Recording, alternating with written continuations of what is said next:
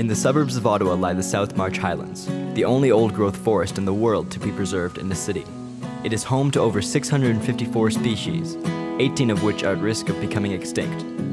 Most of the forest has been saved for suburban development and the extension of Terry Fox Drive. There have been many remarkable people to speak out about this. One such person is Martha Weber. My name is Martha Weber, and my background is being brought up on a small farm on the Maine coast with the woods to play in, the fields to run in, blueberries to pick. I took all that for granted. My dad was a city guy, but he bought a farm, and that's where I was born. And he was interested in the plants. It was all new and wonderful. And he knew the names of some of them, the Latin names, because in grade school back in those days, they taught it. I got my degrees in plant taxonomy. And now that that's threatened, people are saying it doesn't matter what the Latin names are. They're not preserving the specimens in the herbarium. I'm frightened, because if you have common names, they can be anything. Whether if you're here, it's one name. If you're talking the French name, it's another. German, the same tree would be another name. There has to be a Latin name, one that everybody would understand, that can be used. The new term now is nature deficit.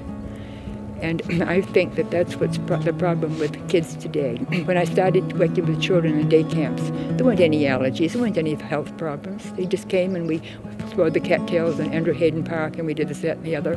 But eventually, in recent years, our mothers have had so many concerns. You've got to take this medicine, you've got to carry this in case they need an injection. I mean, and the doctors don't seem to know what the problem is or how to treat it. They're trying all kinds of experimental drugs.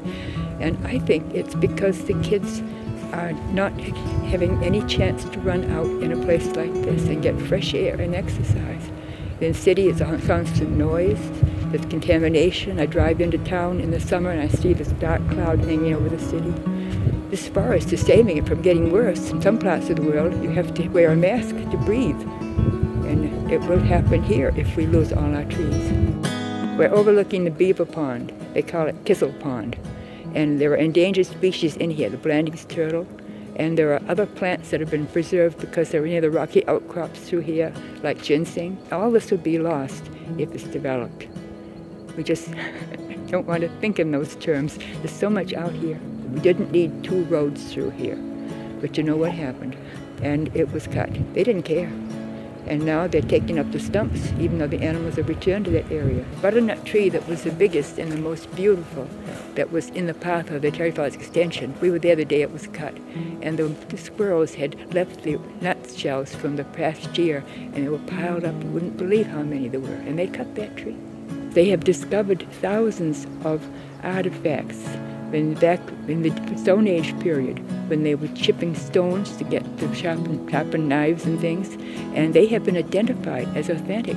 And Native people are very keen. They did this a year ago in the winter, in the coldest part of the winter. They had a sacred fire, and they maintained it 24 hours for over a week. We came and helped them with food and took turns and all that, but it was amazing.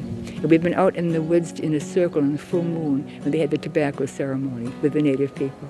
They are marvelous people. They have a real feeling for this. It isn't just talk. It matters. They call me Grandmother Martha because I understand, I think, something of what they're saying.